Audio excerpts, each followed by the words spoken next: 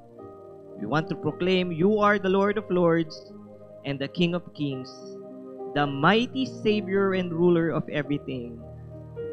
In Jesus' name, amen. We can all be seated. And the title of my message today is The Quest to Win the Prize. Amen. Can we say it again? The quest to win the prize. And the main verse can be found in Philippians 3:12 to 14. You know what? Actually po, this is the same topic that was given to me noong anniversary po ng Christ Servants Full Gospel Church. But I want to take this opportunity to teach this to all of you today, to our local church, because I also believe that God wants to reveal something to all of us on this topic. Amen? So that we can elevate again the next level of maturity that the Lord wants to our lives while we are preparing on our own harvest. Amen? Can we give a clap opening to the Lord, And alam nyo po, I believe that Apostle Paul was sorts of a sports fan just like me. Or karamihan sa atin dito, mahilig sa sports. Sa tingin ko po, si Apostle Paul po ay mahilig din po siyang manood at may alam po siya sa mga sporting event during his time. Because while he was in Greece, maybe he saw a lot of sporting competition that are happening to that area. And in fact po, there is a popular sporting event that has been originated to that country na until now ay sikat na sikat pa din ngayon. It's still very famous and very entertaining to watch because the people who compete here are the best of the best in the world. Tama? And they're all focusing on achieving one thing. They have one ambition, one mission, and that is to win the prize or to finish the goal. Amen? So siguro alam niyo na yung sinasabi ko. This event happens every 4 years, hosting by many different countries representing their fellow citizens. Originated in Olympia, and it is called Olympic competition itself. Amen? Siguro naman lahat tayo pamilyar sa Olympics. Di ba? Kay Yulo. Hindi yung issue nung nanay niya, ha? Yung pagka-gold medalist niya. So, many times in Paul's writing, he often used these sporting events in the Olympics to compare it to our Christian lives. And the principle behind the gospel, kasi we can easily understand, we can easily relate, we can easy to talk about the comparison between among the two. Amen? Para po mas madali po natin makumpara ang analogy ng ating buhay Kristiyano sa mga pamilyar na mga larong ito. Kasi it's a common knowledge eh. Tama? Lahat tayo may alam sa Olympic. It was a common knowledge to the public and it's still famous up until now.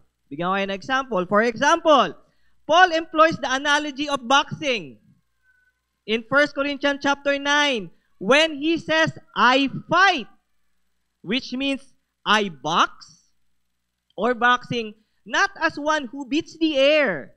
In other words, he is trying to tell us na hindi lang po siya sumusuntok sa hangin ng walang rason. But on his Christian journey, he is trying to say that technically, he is really fighting on the ring. Boxing himself, kinakalaban niya ang kanyang sarili because every day on his life, he is still fighting to deny and overcome his sinful nature. Amen? And I think it is the same to all of us. We are in the ring, fighting ourselves to overcome our will so that the will of God ang mamayani sa ating buhay. You see, there is a constant battle, kapatid, na dapat hindi tayo sumusuko sa laban.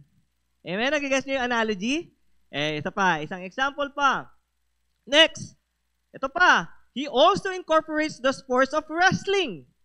In Ephesians chapter 6 naman, as he said on that epistle, we wrestle not against the flesh and blood, but against the principalities and the powers of this world. Amen? Nakikita niyo yun? So again, that's the sports. Wrestling. Paul is saying that in our Christian life, there is a wrestling match that is happening.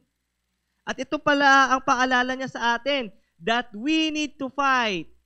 We need to endure and prepare to wrestle the principality of this world, because if not, we might lose the battle and our life can be overcome by the pattern of this world and its influences.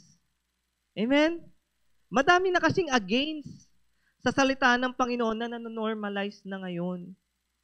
Kaya po dapat, wag po tayong pakampante, at ready po tayong makipag-wrestling para hindi po tayo ma-overcome at ma-derail sa pattern at impluensya ng mundo. Amen? Are you getting the analogy? In short, Paul is using the metaphor of this athletic event because it can clearly show us a perfect picture of what is really happening in our Christian life. Amen? There is a battle, kapatid. Wala tayong exemption dyan. There is a battle that we need to fight. There is a conquest. And the Lord is preparing us in our Christian journey to never give up and continue to fight as we geared up for harvest. And so for today, based on Philippians 3:12-14, Paul is actually emphasizing again, using again, the comparison between our Christian journey and the popular sporting event called running the race. Amen? Ito po ngayon yung sporting event. Now, the event is running in the track and field. So, Paul wants us to see our Christian life through the lenses of the athletic race in order for us to advance ourselves to spiritual maturity and reach the goal of winning the prize and finishing the race of our lives. Amen? So, in short po, here's the analogy, okay? Para maliwanag po sa ating mabuti, pakinggan nyo po ito para mas lalo nyong maintindihan yung inyong Christian journey. Imaginein po natin ang ating sarili na tatakbo tayo sa laban ng buhay. Okay? And in the running world, about the race of our faith, ito po ang analogy dyan. Hear me out. First, ito po yan. We can say that the start of your race is when you were born again. Amen? Maliwanag. Maliwanag naman siguro yan. Yan po ang simula ng inyong takbuhin sa inyong buhay Kristiyano. Your race started as soon as you know, you believe, and put your faith to Jesus. Now, again, the track of the rail or the track of the field that you are running on this race, yung sinusundan nyo dapat linya, that is the will of God to your life. You see, you can try to run the race of your faith, but without following the track of the will of God in your life, you will never reach your destination. You will lose track on the things na dapat focus ka sa buhay. Next, the rules by which you compete in this race of faith is no other than the Word of God. Amen? And its principles. We need to follow the rules, kapatid. And in order for you to run effectively on this race of faith, you need to know what? What you're gonna need to do if you know the rules. Of course, you need obedience and submission to the Word of God. Non-stop. Amen? And kapatid, eto yan it should be growing every day with your heart, constantly and progressively working, that produces spiritual growth. All by the grace of God. Amen? Naintindihan nyo? Maliwanag po. Now, ito pa. The finish line of the race of faith talks about naman the time of our death or the return of our Lord Jesus Christ. You see, that is when we can say we are about to see yung dulo ng ating takbuhin kapag malapit na po tayo. And I must say, we are now in the last days. Malapit na pong matapos ang ating mga takbuhin. Ito ang huli. Lastly, the prize on this race is not about in this lifetime. It is not temporary na mag-fade away, but the prize awaits us as the end of the race that motivates us to continue to see Jesus Christ face to face in His glory. Amen? To be made like Christ, to have full knowledge of Christ. In short, the prize is no other than to be with Jesus Christ Himself forever. Yan po ang prize na nais nating makamit. Christ alone is the worthy of the prize in this race. Maliwanag na po ang comparison. Napipicture out nyo na mga kapatid, eto ngayon yun. Yung iba sa atin dito, maybe matagal na tayo magkakakilala, but I don't personally know where you are in the race of your life today. Or kung ano na po ang status ng inyong Christian conquest. It is between you and God alone. Well, okay lang po. Kaya lang po, okay lang po yun, kayo lang po makakapagsabi niyan. Maybe you've been fighting, running in this race of faith for decades. Nalilito ka na kung saan nga ba pupunta yung Christian journey mo.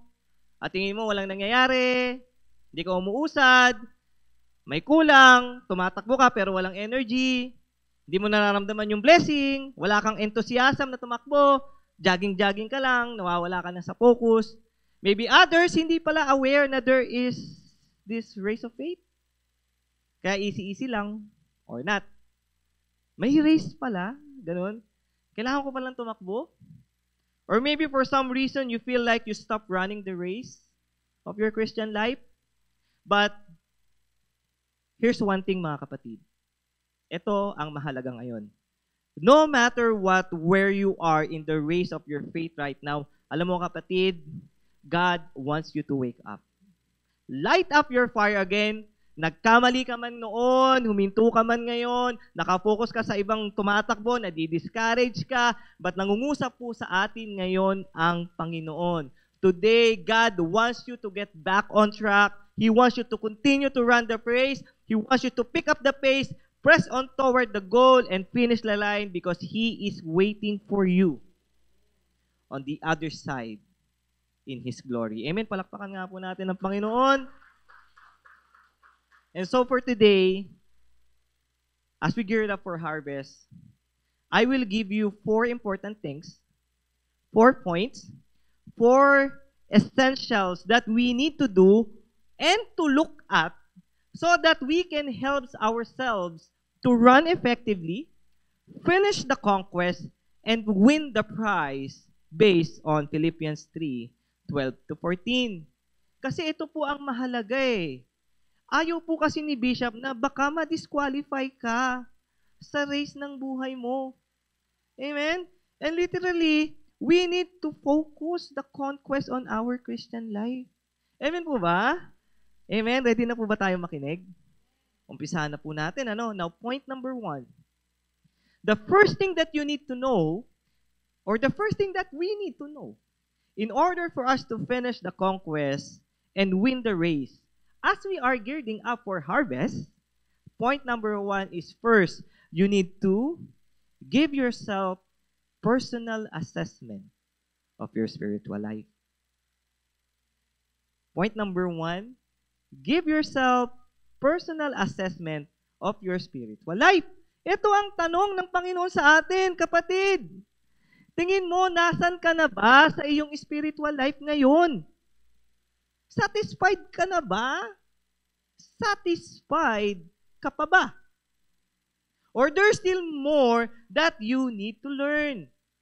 And you know what? Here is the personal assessment of Paul himself to his Christian journey. Basahin natin. Philippians 3:12-14. Not that I have already attained or am already perfected. Laktawan natin. Pumunta tayo sa verse 13. Brethren, mga kapatid, I do not count myself to have apprehended. Amen? You see, as we can read and see on this highlighted portion of the verse, here is the compassion of a man who walked his entire Christian journey for about 30 years and reaching the end of his Christian life, saying, I have not there yet. I haven't arrived yet. I did not perfected by any means of his own conquest, and he didn't receive yet the winning prize to be Christ likeness. Amen? Yun po ang assessment ni Paul sa kanyang Christian life. And in spite everything he has done for the Lord, ang assessment pa din niya sa kanyang spiritual life is he is far beyond perfection on Christian maturity. And for him, there is a lot of things to do. There is a lot of things to learn. And there is a lot of things to overcome. Amen? Now, what can we learn about this Paul statement? Well, it tells us two things actually. Number one is this. It tells us that none of us can never reach, never attain, or can never perfected to run and finish the race in this side of the world. Amen? Kasi po, ang ating Christian journey talaga, it is a lifelong process of continuous intention to be like Christ in our life. Amen?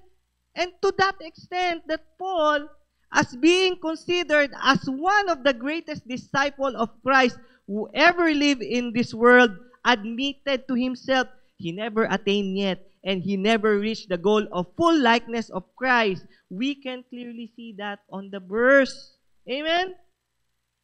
Ito na ngayon ang problema. Here's the problem. You see, in our Christian journey, madami po sa atin, nag-uumpisa pa lang na makakilala sa Panginoon, medyo sakit na sa ulo. Yung iba naman, mga Kristiyano, masyado nang pinagmamalaki na, 20 years na ako 30 years na silang mga Kristiyano, and assume, and they boast, and thinking that they finally arrive, they finally attain, and they finally reach this special kind of Christian maturity that convince themselves that they already have finished the finish line. Amen? They assume that they already made a lot based on the service to the Lord. Ito po minsan kasi ang masakit at sakit sa ulo. Amen po? Babalik ta rin ko naman. Ngayon, wala po dito sa church niyan. Don't get me wrong. Baka po sa Christ Servant Church, madami. Kasi ganun yung sinabi ko na joke lang. See, marami sa atin dito feeling that they reach full maturity in Christian life. Nagawa ko na yan Tapos na ako dyan Dapat nga, retire na ako dyan Amen? Ganyan mga bagay. Alam ko na yan. Ayaw nang mapagsabihan kasi ayaw na pong mag-aral ng salita ng Diyos. They are satisfied on what they had become as Christians already. But you see, technically speaking, they are full of pride. They just want to do whatever they want. Magsisimba lang pag gusto. Magko-commit lang pag gusto. Magsasubmit lang sa Panginoon kapag hindi busy. Mas magaling pa kay pastor. Paisi-isi lang. Pakain-kain lang after service. And that is why I am really glad that Paul assessed his spiritual life, that he is not there yet. Alam niyo kung bakit? Because if we compare ourselves based upon his achievement and accomplishment, then no matter what we do, we are still far behind on our conquest to win the prize if we compare everything that Paul do to our life. Palakpakan nga natin ang Panginoon. You see, self-satisfaction is the death of progress. Yan po ang sabi ni Martin Ralph Dean. Kaya po kapatid, don't settle for less.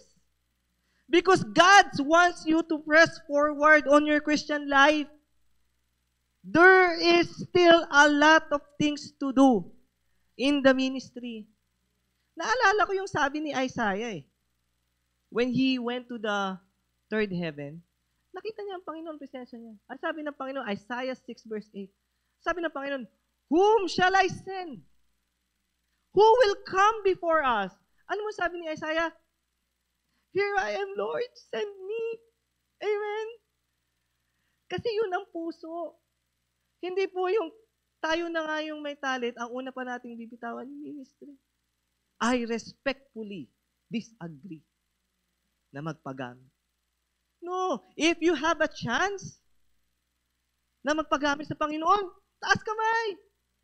Because that is gonna be the source of blessing in your life. Men, palakpakan nga natin ng Panginoon. As we geared up for harvest, let us not be satisfied of who we are right now. Just like Paul's assessment to himself. Next, number 2.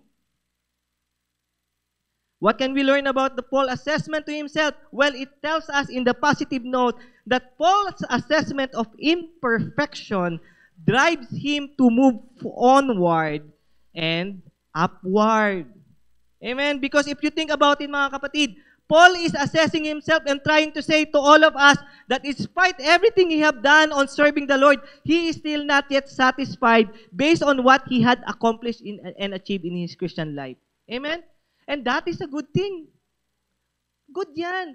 Because he is still motivated up until now to reach the goal, to getting the prize, and gearing up for harvest. So in that case, mga kapatid, you know what? If you are experiencing challenges right now, you are hurt. Sugatan ka ngayon. And you think you are not worthy. You are not acceptable. You are not capable, kapatid. This is a good reminder sa iyo ng Panginoon that in your imperfection, acknowledge the Lord your God Almighty. Give it to Him. Give it all to the Lord. Just like Paul admitting to himself that he has still a lot of things to learn and a lot of things to understand. That this satisfaction can drive you to the next level of maturity that can motivate you to press forward and upward, mga kapatid. Maliwanag po. Amen? That is point number 1. We need to have a personal assessment of our spiritual life. In short po, wag po tayong masyadong mayabang at masyadong feeling magaling sa harap ng Panginoon. Because there are still a lot of things that we need to improve. Kaya ka nga nandito kasi hindi ka perfect eh. Don't think na kaya ka pumupunta dito dahil hypocrite ka. No. Kaya po tayo nagsisimba kasi kailangan po natin magpa-feel sa presensya ng Panginoon. Hindi ka perfect, kapatid. But that is your assessment because you know you need help. Amen? You need the guidance of the Lord. Amen? Madami pa pong dapat baguhin sa ating buhay. May mga bagay pa po sa ating buhay na immature tayo. That is why, in order for us to continue our conquest, we need to have a personal assessment in our life. Amen? Can we give a clap offering to the Lord? Now, point number 2. The second thing that you need to know in order for you to finish the race and win the prize as we geared up for harvest is number 2, concentrate yourself on doing one thing. Ito maganda to.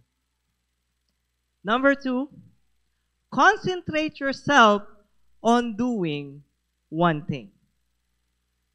Philippians 3:13, mababasa natin, Brethren, I do not count myself to have apprehended, but one thing I do. And let's just stop right there.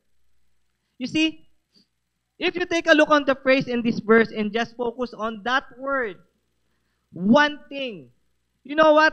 That one thing, mga kapatid, is a very important principle in the scripture. Amen? Alam niyo ba yon? Okay, example. During the ministry of Jesus, a rich young ruler came to Jesus one day and said, You know what, Jesus? You know what? I have kept all the commandments starting from my youth up until now. Now, what I should do to get saved? Sabing ganun ng rich young man. Ito ngayon ang response ni Jesus. Well, there is one thing that you lack. Go sell what you have, give it to the poor, and then follow me. There it is. That one thing is being mentioned to the story. Tama? Ano pa? Alam niyo itong mga storya na to. Next, the story of Martha and Mary. You see, Martha who had invited Jesus over to their house. And there is Mary.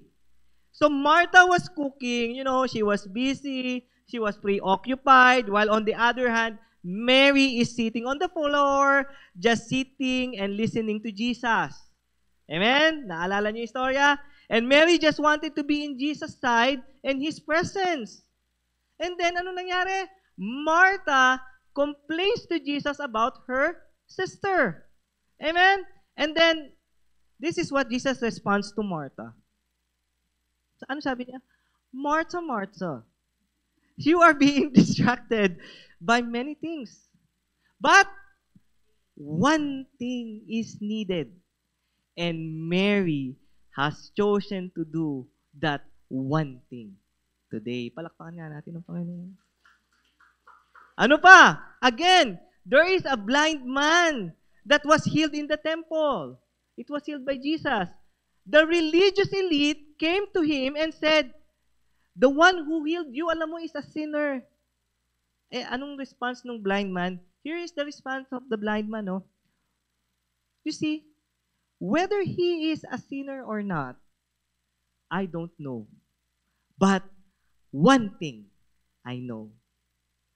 I was blind, and now I see. Palakpakan nga natin ang Panginoon. You see the principle of one thing? So here's my point, mga kapatid. Athletes or runners become winners because they concentrate on doing just one thing. They are being proficient on doing that one thing. That is why they always have an edge to others' competitors. Runners focus on running. Right? They narrow their focus on doing that one thing. At alam nyo po, si Nehemiah in the Old Testament understood this kind of principle as well. Because when he came to Jerusalem, ang daming problema doon. He came to do just one thing. And that one thing alone produces some big difference and changes to Jerusalem. You know, kapatid, he managed to finish the wall and unite all the Israelites. Amen? You see, there was a lot of things na requires attention sa Jerusalem. And yet, Nehemiah didn't care because he focused his attention on this one task, that one thing that the Lord wants him to do. Eto na naman tayo ngayon. Ito po kasi ang problema sa atin.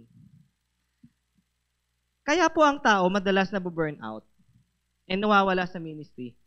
Kasi we tend to spread ourselves so thin in so many things and dividing our attention and focus on doing many tasks, and that is why we fail to be effective in doing that one thing in our lives kung saan tayo tinawag ng Panginoon. Amen? You see, kapatid, your capacity to say no in many things will determine your capacity to say yes to greater things. Yan po ang sabi ni E. Stanley, a very popular theologian and historian. So ito ang tanong sa atin. Ito ang question of the Lord for you today. You see, kapatid, what are the things that you need to say no so that you can say yes on that one thing that the Lord is requesting you to do today? What is that one thing that God desires from you? Hello? Because the very important thing, mga kapatid, is to keep that important thing be the main thing in our life. And as a disciple of Christ, the very important thing na dapat po natin inalagaan ay ang ating relationship at pananampalataya sa ating Panginoon. Kasi at kung ako sa iyo, kapatid, start focusing on and concentrating the calling and the assigned task that the Lord gives to you. Dedicate your life to that. Your commitment, your effort, that one thing that the Lord wants you to do, and blessing will run over to your life. Amen? Dapat po kasi ina-align natin ang ating plano sa plano ng Diyos sa ating buhay. Because if you abide sa Kanya, inuuna mo yung one thing na kaya mong i-offer at yung mga bagay na hinihingi niya sa'yo, susunod ang blessing sa'yo at hindi mo na siya hahanapin pa. Kusa na yang dadaloy sa buhay mo. Amen? Yan po ang magiging edge nyo sa ibang tao, kaya separated ang buhay nyo sa iba. Kasi focus ka doon sa one thing na pinapagawa sa'yo ng Panginoon eh. Madami sa atin dito, feeling at mukhang kawawa. Alam niyo kung bakit? Drain na drain sa buhay. Alam niyo kung bakit? Kasi merong one thing, one task, merong calling na ibinigay sa kanila ang Panginoon and yet they omit not to do it. Tapatan tayo, na-overwhelm sa buhay. Ang unang binitawan, ministry. Ang unang binitawan, oras sa Panginoon. Yung nagsilbing daan sana for answer prayers nila sa kanilang buhay, yun ang una nilang binitawan. Balik na naman sila sa sariling sikap sa buhay. They have a personal choice na bitawan yung calling nila sa Panginoon. Kaya, maganda yung sinabi ni Sister Rachel kahapon kung nandito kayo sa meeting. Ang sabi niya, yung ministry, hindi tayo kailangan yan. Kasi ang ministry po, magpapatuloy yan kahit isa, dalawang tao lang nandyan. The ministry will run itself. Pero, tayo po ang nangangailangan sa ministry. Bakit? Because that is the flow of our source of blessing ng Panginoon. Yan ang daan ng Panginoon para i-bless ka at ibigay ka ng favor. I will never forget this one thing. It was a living testimony to me and my wife. You see, we have waited for 10 years, for 8 years. Ang dami naming hirap, ang dami naming mga napagdaanan. But habang nag-uusap kami sa gabi, you know what we always say to ourselves, you know what, let's just not forget that one thing that the Lord is asking us to do. And you know what, mga kapatid, as for me and my household, and I will proud to say, as for me and my family, we will serve the Lord. That is the testimony that He gave to us. That is why this one thing is a very, very good principle na dapat nais natin makita. You see, the calling ang Panginoon, yung calling po kasi ng Panginoon, hindi mo yan chinu-choose sa sarili mo. Ang calling ng Panginoon, kusa niyang ibinibigay, ino-open up sa'yo. Meron kasi mga tao na gusto ng higher calling, gusto ng ibang dapat gawin, pero they are forgetting that one thing na effective sila to run. The church. And you better think about it. Because if you want blessing to flow in your life, focus on that one thing that the Lord wants you to do. Kayo lang po ang makakapagsabi niyan. All we need to do is idle first, mga kapatid. Listen to the voice of God. Hindi po wag tayo masyadong aligaga. Kasi napapanik tayo eh. Yung buhay ko, ganun. Kaya masayang-masaya ako pag si Sister Gia nagpo-post eh. Talaga sa Facebook nakikita ko, kahit anong ginagawa, nakapost lang, masaya, naglilinis, ganyan. Di ba? Ayun kasi ang buhay. Hindi mo dapat drain na drain ka, no? Nagtitiwala ka kasi that one thing na ginagawa mo ay para sa Panginoon. You see, the Lord will never promise happiness. Kasi ang happiness sa buhay, nangyayari lang yan kasi may happenings. But you know what? The promise of the Lord in your life, the Lord promised you satisfaction. The Lord promised you inner joy. The Lord promised you understanding beyond your imagination. Amen? Kaya palakpakan natin ng Panginoon kung meron kang one thing sa buhay mo na pinanghahawakan mo kasi diyan dumadaloy ang blessing ng Panginoon sa iyo. Amen? That is point number 2. Concentrate yourself on doing one thing. As we geared up our harvest, amen mga kapatid, ito po ang kailangan natin ngayon. Ano ba yung mga task na ibinigay sa iyo ng Panginoon? This one thing. Alam mo, kahit isa-isa yan, it will change everything for as long as mga tayo, mga individual, we always do that one thing, that one assignment. ng Panginoon sa atin. Maliwanag po? Amen. To God be the glory. See, next, point number 3, moving on. The third thing that we need to know in order for us to finish the conquest and win the prize as we geared up for harvest is point number 3, we need to move forward in the right direction. Pakisabi nga po sa ating lahat, 1, 2, 3, sabay-sabay, move forward in the right direction. Amen. Philippians 3:12 to 14. Brethren, I do not count myself to have apprehended, but one thing I do, forgetting those things which are behind and reaching forward to those things which are ahead. Amen. So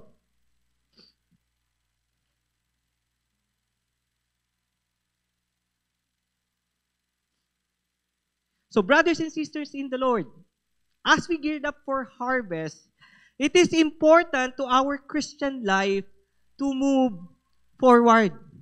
Amen. Hindi po pwedeng stagnant lang tayo. Hindi po pwede na hindi tayo mag-grow in the knowledge of God. We need to make sure that we are moving forward into the right direction. Amen? At dapat, nasa tamang direction ang usad natin. Hindi yung usad ka nga, pero mali naman pala ang prinsipyo mo sa buhay. Hindi align sa Panginoon. Hindi naman pala naka-align sa nais ng Panginoon sa buhay mo. You see, kapatid, we need to make sure that we are traveling on the right track in the right direction. So Paul is reaching forward or reaching ahead to what he calls later on the upward call or the heavenly-ward call to his life. You see, kapatid, when we move forward, ang focus natin is dapat palapit ng papalapit ang buhay mo sa Panginoon. Yun po ang right direction. Amen? Now, in order to do that effectively, anong sabi sa verse? Note what he said on the verse 3? Para effectively tayo maka-move forward. Forgetting those things which are behind. Yun pala yun. Ito po ang reminder sa atin ni Paul that in order for us to run effectively into the future, it is important that you need to let go of your past. Amen? You see, can you imagine a runner trying to go forward in one direction while looking on the other way around the whole time? You see, we cannot run the Christian race if we are always thinking about and looking about our past. Kaya nga ang sabi at ang advice ni Paul is forget those things in the past. Now, alam ko, naturo ko na to sa inyo Now, I want to clarify. At alam ko, naituro ko na to on one of my sermons before that the word forget in the Bible doesn't literally mean to lose your memory on the things that hurt you in the past. Or it doesn't mean na bigla ka na lang magkaka-amnesia suddenly. Or there is a failure to recall everything that has done in the past. Store, masakit. Kalimutan. Hindi po ganun. But it actually perfectly translates ganito. That don't let your past influence your decisions of today. When it says, forget about it, it means don't let the past influence your decision, your condition, and your bright future ahead. Amen? You see, God says in the Bible, their sins and their iniquities, I will remember no more. You see, that does not mean that God has a bad memory o merong Alzheimer's disease si Jesus o ang Panginoon. But it simply means this, that God no longer be influenced by your past sin because God is dealing with you today in your present life. At kung nasa Kanya ka, humingi ka na ng tawad, then alam mo yung past mo, baliwala na yan sa Panginoon. Because hindi niya yun gagawin para maparusahan ka ngayon. Hindi niya yun titingnan para maibigay niya kung ano ang buhay mo ngayon. There is a bright future for you when you proclaim Jesus is the Lord of your life. Amen? God is not interested about your past life. So why would you be interested on your past life? You see, even all of us had fallen in the past. You've blown away. I get it. Many times in your life, nadapa ka. You made mistakes. But kapatid, forget about it. The Lord is trying to tell you, anak, leave it behind. Leave from it, get behind na, stand up, go forward. Forget those things which are behind you. Kaya kapatid, patawarin mo na. Don't linger on the past. Kasi minsan yan ang problema sa atin eh. Masyado tayong nakalinger sa past. Kaya minsan, pag nakikita mo pa lang, no? Grabe. So, ito ang advice ko. So, if you want to live a miserable life, go and always check your life in the past. Always look back over your shoulder, all your mistakes. But if you want to live well, kung gusto mong makamove forward, reach forward and focus your running to the right direction. Running to the right direction, where God is. Baka mamaya, running ka naman ng running, yung will pala ng Panginoon, hindi naman pala dito sa track na ito. Lalo ka lang maliligaw. We need to align ourselves in the will of God. Amen? May nais palagi at purpose ang Panginoon sa buhay mo. Amen? That's how you run in the right direction. Maliwanag po. Palakpakan natin ang Panginoon. That is point number 3. We need to move forward in the right direction so that we can finish and continue to run the race of our life. Now, lastly, last point na po. Yay! Kakain na tayo. Point number 4 and the last, the fourth thing that we need to know in order for us to continue our Christian conquest and win the prize is you have to dedicate your life to prioritize Jesus. Amen? Sabihin nga po natin to sa ating mga sarili, sabay-sabay, 1, 2, 3, go. Dedicate your life to prioritize Jesus. Amen? Philippians 3, 12 to 14, highlighted verse, not that I have already attained or am already perfected, but I press on that I may lay hold on for which Christ Jesus has also laid on me. 14, I press toward the goal for the prize. Ano sabi na naman dyan? Of the upward call of God in Christ Jesus. So that's why we need to dedicate your life to prioritize Jesus. Now, the idea of pressing or press means you're actually exerting yourself an extra effort or doubling up your dedication and commitment to actually reach your goal faster. To be mature enough to know that you are much more better person of today compared tomorrow. That is your edge in the others competitors. Kasi po minsan, kapag dikit ang laban, yung dedication mo, yung eager mong manalo, yun ang magpapanalo sa iyo eh. Tama? Pag last minute na. Kasi pag last minute na, wala kang push, wala kang dedication, wala kang guts na manalo, talo na talaga ang team ninyo. Amen? Kapag deciding factor, kaya nga si Michael Jordan magaling eh. Because there he have an edge of the competitors of one thing. And he is willing to sacrifice everything to win the prize. Amen? Biruin mo yun, si Michael Jordan. Eager siyang manalo. For what? For temporary things? How can all of us doesn't want to win and dedicate our life, prioritize to Jesus? Kung ang premyo, lifetime. Amen? Are you getting the point? That is the ultimate edge in the competitors you might have on the race. Amen? That is definitely a game changer on becoming a first placer instead a second placer. But alam po ninyo, magagawa lang po natin yan if we have a total surrender and full commitment to the Lord in our lives. Dahil sa takbuhin po ng ating buhay Kristiyano, hindi po natin ito kaya mag-isa. Kailangan po natin ng tulong ng Panginoon upang tayo po ay makapagpatuloy sa lahat ng hamon ng buhay. Amen?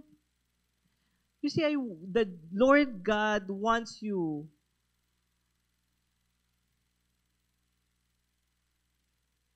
to have a winning attitude. And in order for us to be a winning athlete, we need to practice what we learn sa church, sa ating buhay mismo. Because ang totoo pong laban at ang grace talaga ng buhay Kristiyano is wala po dito sa church. You need to have evidence in your life that you really are a disciple of Christ. Amen? At ang unang mga tao makakita niyan ay yung mga pamilya ninyo, mga ka-work ninyo, yung mga kasama nyo sa labas. Yes, hindi po tayo perfecto kapatid eh. Kaya ang dedication nga natin, pinaprioritize mo nga na dapat nandito ka, lumalapit ka sa Panginoon eh. Hunger ka sa Kanya. Amen? Mas madalas po kasi, mahihikayat natin o may harvest natin yung ibang tao kung kitang-kita po sa atin ang pagmamahal ni Kristo na namamayani sa ating buhay. Amen? And look at this way. You see, imagine niyo ito, I wonder if our Christian's life would be different if we put as much dedication and priority into our spiritual life as we put our dedication and our priority to our work, to our playing basketball, to fishing. Doon, dedicated tayo. Ang tagal-tagal natin naghihintay. Napaprioritize natin wag malate sa trabaho. Late na nga tayo umuwi. Tama? Into shopping, into posting. Right? How much is the difference if we make those dedication? Ilagay natin in our spiritual life. Would that make a difference, tingin ninyo? Amen? Now, before I end my message, I have one story. There was a teacher in a college class who wants to teach time management to his students. So, here's what he did. He reached down on the table and get an empty jar and show it in front of the class. Amen? Na-imagine nyo yung storya, Then he takes about a dozen of very big rocks and place them inside the empty jar, filling it all the way to the top. Ito ngayon ang tanong ng professor. Now, the professor then asked the student, "Is this jar full?" And the student said, "Yes." Ito ngayon sabi ng teacher. The teacher said, "Really? Hindi nga." So, he reached down again on the table, took a little bucket of pebbles, and began to pour the gravel to the jar. So the gravel pebbles found spaces between these big rocks, filled it all the way up onto the top. And then the teacher asked again to the students, "Is the jar full?" Well, by this time, the students are smart. They are catching up. And they said, "No." And he said again, "Very good." Now again, the teacher reached down again to the table, and this time he took a sand and poured the sand over the pebbles and over the large big rocks, all the way up to the brim, hanggang mapuno. And he asked again, here it goes, "Class, is this jar full?" And they all in unison said, "No way, no way." And the teacher said, "Good." This time, the teacher reached out under the table and get the gallon of water and pour the gallon of water to the jar till it went all the way to the top. Now, the teacher said, "Now, students, do you understand what is the point of this little experiment? What is the moral lesson of this analogy?" And you know what? One energetic student say, "Yes, I understand that no matter how full your schedule is, you can always fit more and more to it." Di sila natawa dun sa joke. Mali. The teacher said no. He said no. The point of this experiment is this, that if we don't put the big rock first, we will never get to manage to put it the biggest and important part of our life at all. Amen? Nagigets nyo yung istorya? And it is the same in our Christian life talaga, kapatid. Because we need to dedicate our life on prioritizing putting God and the will of God first in our life. Yun ang big rocks natin. And so, as Paul the Apostle, Jesus Christ and His will are the big rocks of his life. He dedicated that those things would go first in his life, pressing forward, reaching Christ likeness. And everything else takes backseat. Nagigets nyo? Ito kasi ang problema sa atin eh. Dito na naman tayo sa problema. We are dedicating our lives, putting pebbles, sand, or water first to our life, not the big rock first. We want the big rocks to put at the very last. Kaya hindi nagkakasya, walang puwang ang Panginoon. Ay, tsaka na. You see, ang thinking natin ganun eh. Yung big rocks na dapat pinapahalagan natin, na dapat pinapasok natin sa ating jar, which is ang talagang importante, yung pananampalataya natin at relationship natin sa Panginoon. Hindi, ang inuuna natin yung ibang bagay eh. Ay, tsaka na ako magsisilbi kay Lord kapag okay na ako dito sa Canada. Unahin ko muna kung bakit ako nandito, yung dahilan. You see mga kapatid, our dedication is putting career first, money first, car first, material things, houses. You know what mga kapatid po, wala pong masamang mangarap. Wala pong masama dyan. Pero kung ito na po ang pina-priority at inuuna natin at dinidedicate natin ang buhay natin bago ang Panginoon, bago ang relasyon natin sa Kanya, ito yung nagiging drive force mo na sa buhay mo. So, ang nangyayari, yung pangarap mo na yung nagdidikta ngayon ang nagpipress ng priority mo sa buhay. Pero dapat, ang nagsishape po talaga ng ating buhay is yung purpose, hindi yung pangarap. Yung purpose ng Panginoon at kung saan Kanya tinawag, doon po natin i-dedicate at yun po ang dapat ang nagsishape ng ating buhay. Kasi po, biblical po ito. Ang sequence ng priority natin sa buhay ay mahalaga. Kagaya ng empty jar sa kwento. Amen? Merong sequence po or merong diskarte kung paano natin mailalagay lahat sa empty jar ng buhay natin ang mga importanteng bagay sa ating buhay. Minsan, ayaw kasi nating maniwala sa diskarte ng Panginoon kasi alam mo kung bakit? Kasi sinabi ko kasi. Kasi sinabi lang kasi ni Pastor JM. May sama ka ng loob kay Pastor Nino. Sinabi lang kasi ni Pastor Nino. Kaya ayaw nyo pong maniwala sa sequence at sa diskarte at disenyo ng Panginoon na dapat i-prioritize mo po siya. Kaya hindi ka naniniwala. Minsan, alam mo, ito pa ang gagawin mo eh. Nagpapakalunod ka pa din sa mali just to say na walang magdidikta sa'yo. Pride yan. Pero ito po ang sabi ng Panginoon, no? You want to be successful? You want to have inner joy? You have to have peace that surpasses understanding? Then ang secret po, walang secret. Ito po, seek Him first. Seek the kingdom of God and His righteousness. Yan ang priority, ang i-dedicate mo kapatid sa buhay. Kasi ano ang promise? Anong kasunod ng verse?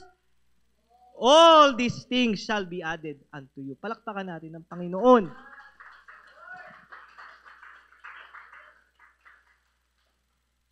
In my experience, lahat po ng nakilala kong nagpagamit sa Panginoon, overwhelmed sila sa buhay. Hindi dahil sa problema, may problema. Pero makikita mo yung inner joy, inner peace. Sadly to say, may mga kakilala ako na inuna yung iba.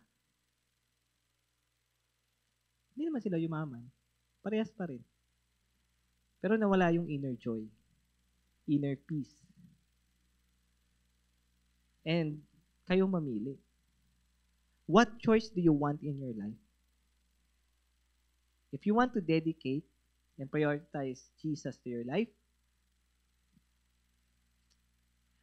it will open more blessings of doors in your life.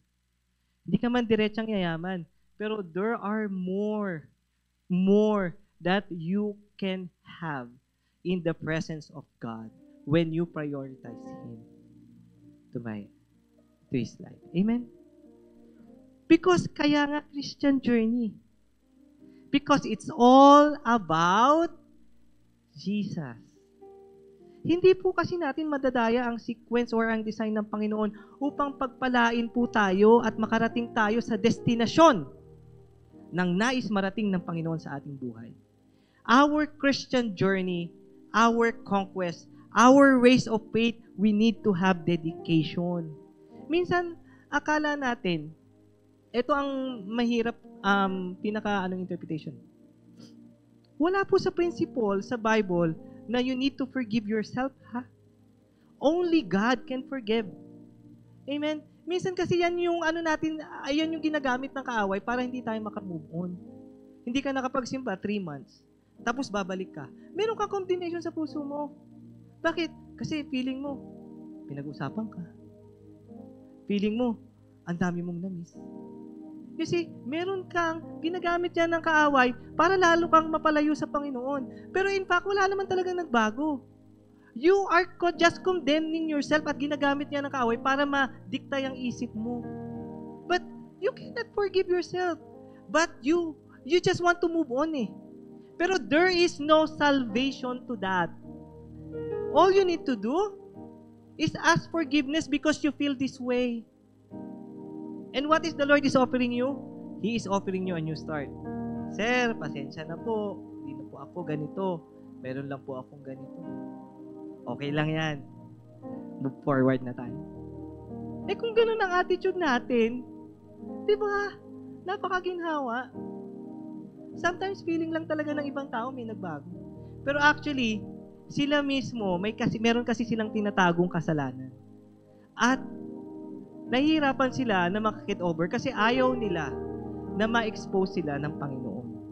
Kaya hindi nako-correct. Kaya may consequence. So wag na po nating hayaan na dumating tayo sa punto na yun. Na the Lord God expose our sins. That is why we are suffering the consequences. Kaya hirap na hirap kang bumalik eh.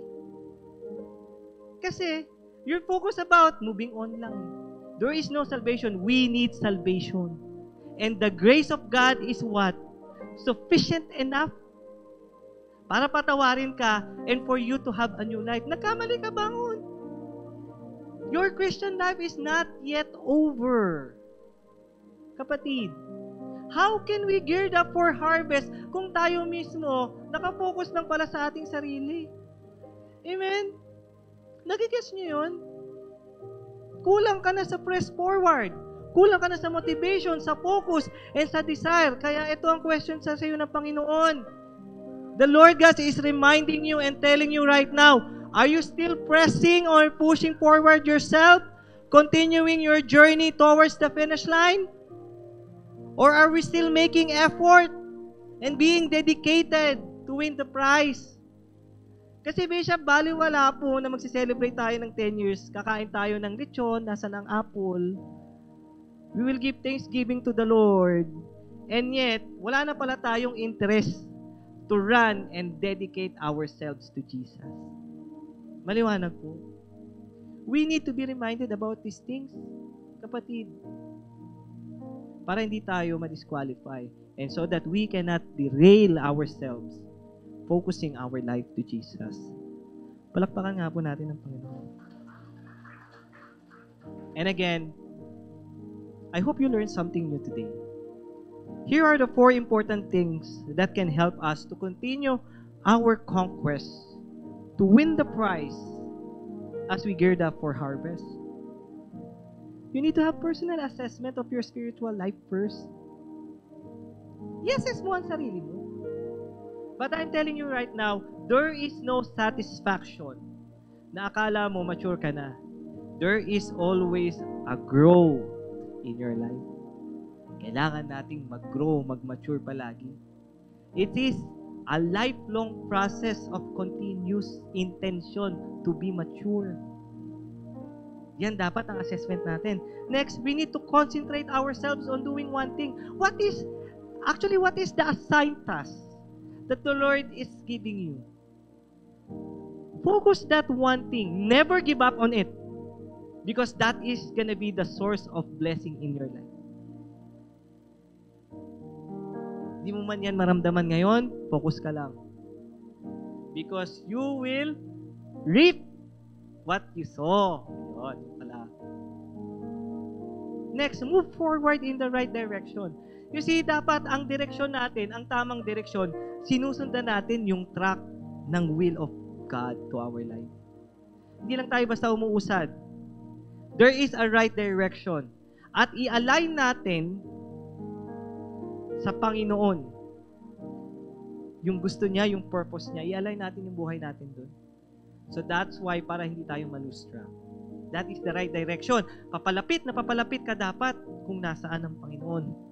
And of course, number 4, dedicate your life to prioritize Jesus. Because nothing else matters. Nothing else matters. Jesus Christ only. Amen?